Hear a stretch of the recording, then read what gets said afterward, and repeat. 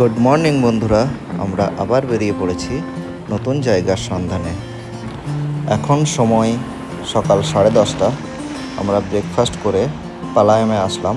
পালায়াম থেকে bike rent নিয়ে আমরা আশেপাশের জায়গাগুলি ঘুরব এবং তার সাথে সাথে আপনাদের দেখাবো Vasco da Gama beach, Sargaalaya arts and crafts village এবং মিনি গোয়া।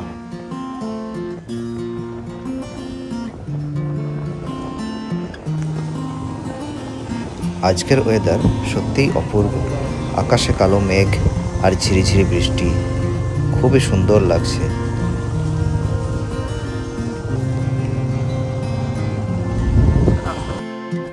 আমরা এখন যে গ্রামটির ভিতর দিয়ে যাচ্ছি সেটার নাম হচ্ছে কাপ্পাড। এটি কোজিকোড জেলার একটি গ্রাম পঞ্চায়েতের মধ্যে পড়ে।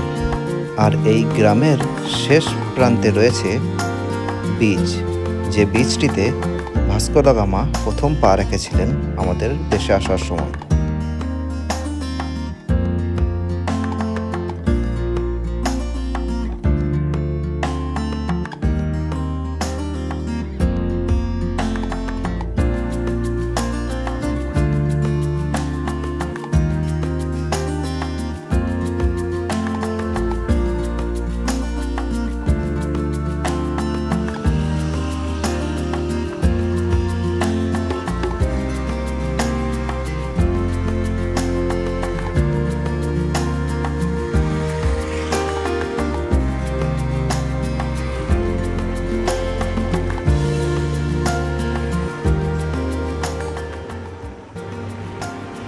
যে কাপ্পাড বিচের কথা আপনাদের বলছিলাম সেটি আর একটু সামনে গেলেই দেখতে পাবো, একটা সামনে টার্নিংয়ের পর।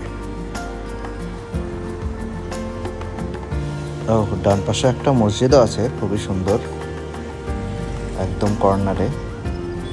আর এই যে পৌঁছে গেলাম আমরা বিচের ধারে। টুরিস্ট খুবই কম, 2-4 জন ছাড়া। দেখা যাক, সামনে এগিয়ে যাই, তারপর আপনাদেরকে দেখাচ্ছি সামনে থেকে। অতিরিক্ত বৃষ্টি হওয়ার কারণে এই সমুদ্র এক ভয়ঙ্কর রূপ ধারণ করেছে। শুরু করেছে বিস্তীর্ণ এলাকা জুড়ে তার তাণ্ডব। এখানে প্রায় বিচগুলিতে সরকারি নিষেধাজ্ঞা জারির হোর্ডিং দেওয়া আছে, সেজন্য আমরা দূর থেকে সেই তাণ্ডব উপভোগ করছি। 20 মে 1498 সালে পর্তুগিজ নাবিক ভাস্কো দা গামা প্রায় 170 জন নাবিক সহ তার জাহাজ নিয়ে এই কাপ্পাড সৈকতে অবতরণ করেন। আর এটাই ছিল ইউরোপ থেকে সমুদ্রপথে ভারতের সাথে প্রথম প্রত্যক্ষ সংযোগ। এই ঘটনার মাধ্যমে ইউরোপ ও ভারতের মধ্যে বাণিজ্যের এক নতুন অধ্যায় শুরু হয়, বিশেষ করে মশলা বাণিজ্য। কাপ্পাডকে গেটওয়ে অফ মালাবার কোস্টও বলা হয়। পরবর্তীতে পর্তুগিজ, ডাচ, ফরাসি ও ব্রিটিশেরা ভারতের বিভিন্ন অংশে তাদের উপনিবেশ স্থাপন করেন।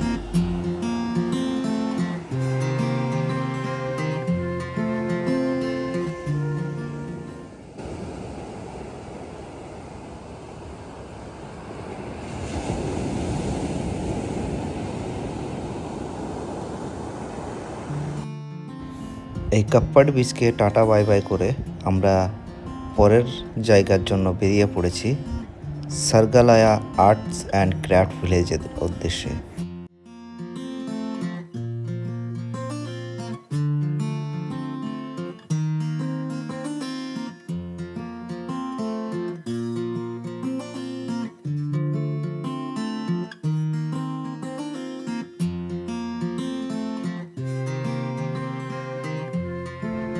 সমুদ্রের ধারে এই বাঁকানো রাস্তা, একপাশে নীল জলরাশি আর মাঝখানে সারি সারি নারকেল গাছের বন। আর এই মসৃণ রাস্তা দিয়ে যাচ্ছি বাইক চালিয়ে, এক আলাদাই মনোরম পরিবেশ। সত্যি খুবই সুন্দর লাগছে এদিকে বাইক চালাতে। বাইকটি রেন্ট না করলে আমরা এই ফিলটাই পেতাম না, যে ফিলটা এখন পাচ্ছি। হয়তো আপনারাও বুঝতে পারছেন যে কত সুন্দর দৃশ্য,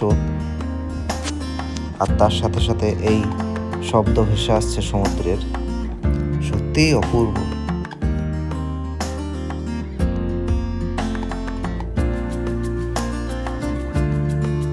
এখানে রাস্তার দুপাশে সারি সারি নারকেল গাছ তো আছেই, তার সাথে সাথে বাড়ির ভিতরেও রয়েছে নারকেল গাছের বাগান।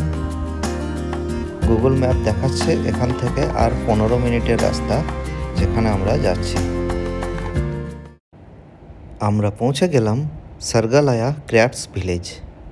এই ভিলেজটি 20 একর জায়গা নিয়ে অবস্থিত। দ্য কেরালা ট্যুরিজম ডিপার্টমেন্ট 19শে ফেব্রুয়ারি 2011 সালে 15 কোটি টাকা খরচা করে এটিকে নির্মাণ করে। এখানে 60টারও বেশি স্টল আছে যেখানে হ্যান্ডিক্রাফটসের বিভিন্ন আইটেম আপনি পাবেন। তার সাথে সাথে এখানে নিউ টেকনিক ও ট্র্যাডিশনাল হ্যান্ডিক্রাফটসের ট্রেনিংও করানো হয়। শুধু এখানেই শেষ না, এর মধ্যে দিয়ে বয়ে গিয়েছে কুট্টিয়াডি নদী, যেখানে আপনি পায়ে চালিত বোটিং করতে পারবেন।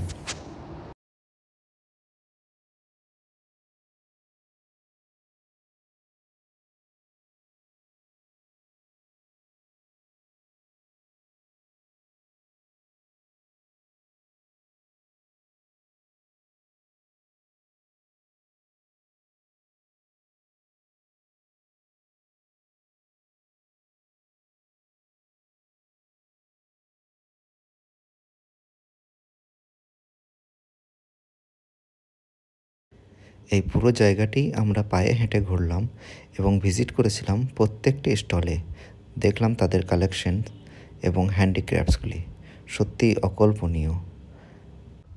এটার পাতাটা কি এরকমই? সত্যি যারা গাছ ভালোবাসেন তারা এই জায়গাটি মিস করবেন না। এখানে দুর্দান্ত রকমের গাছ, যা আমরা কখনো চোখে দেখিনি সেরকম ভ্যারাইটিসও এখানে আছে।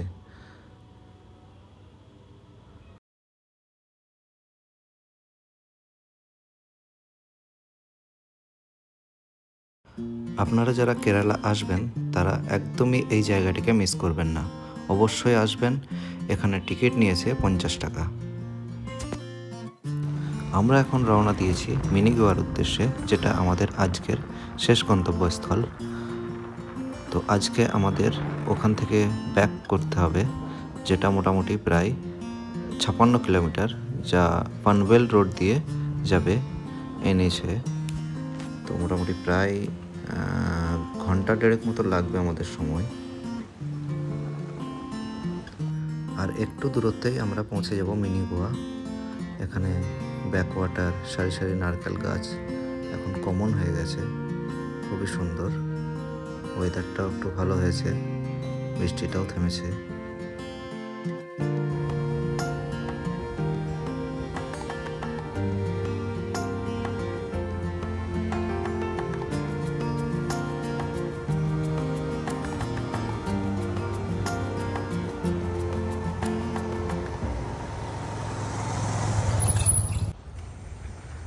আমরা পৌঁছে গেলাম মিনি গোয়া। এখান থেকে আমরা গাড়িটা পার্কিং করে দিয়ে পায়ে হেঁটেই যাচ্ছি। একদম আলাদা অভিজ্ঞতা, পুরো জঙ্গল।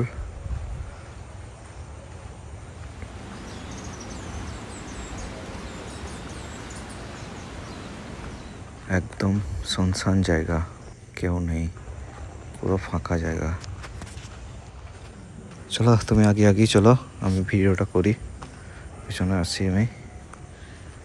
গাছ ভেঙে পড়ে আছে একটা।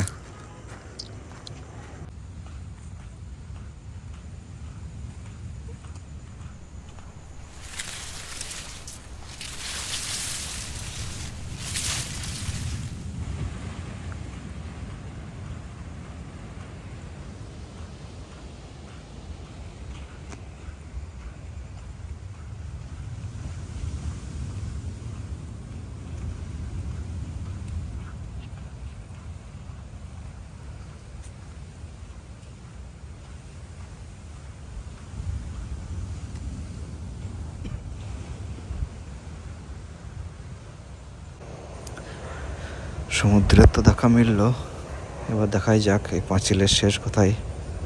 আমরা অনেকক্ষণ ধরে মোটামুটি হাঁটছি, প্রায় 10 মিনিট হয়ে গেল এভাবে হেঁটে চলেছি। ওই যে সামনে দেখা যাচ্ছে, আর একটু পৌঁছে গেছি প্রায়। খুবই সুন্দর লাগছে, একদম একদম মেডিটেশনের জায়গা যেটাকে বলা যায়।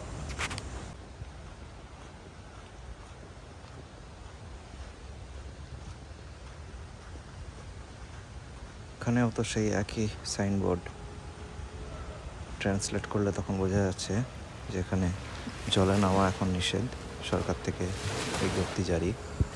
যাই হোক, সন্ধ্যা হয়ে গেছে, আমরা এখন নামবো না জলে।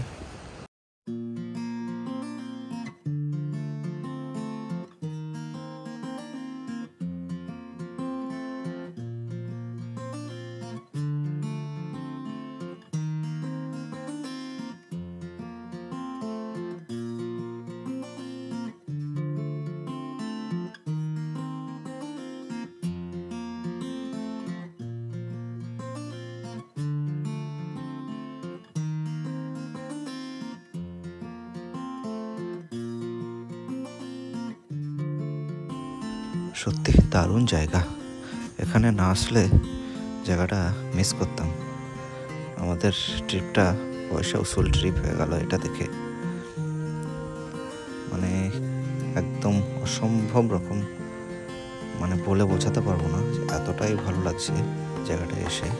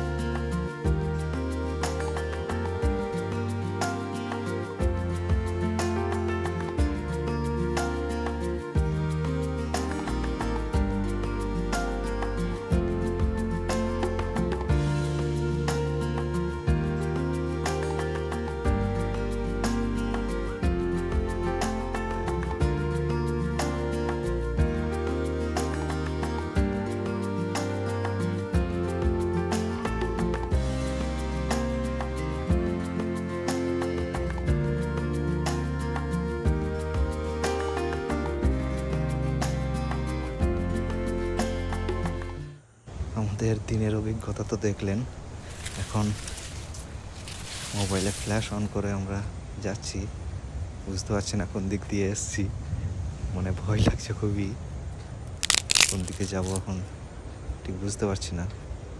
যাই, এগিয়ে যাই, এই রাস্তা ধরেই এগিয়ে যাচ্ছি আমরা। দেখি, মোটামুটি অনেকক্ষণ তো লেগেছিল আমাদের যাওয়ার টাইমে, এখন ফেরার টাইমে কতক্ষণ লাগে দেখি। ফ্ল্যাশ জ্বালিয়ে যাচ্ছি মোবাইলের, খুবই অন্ধকার।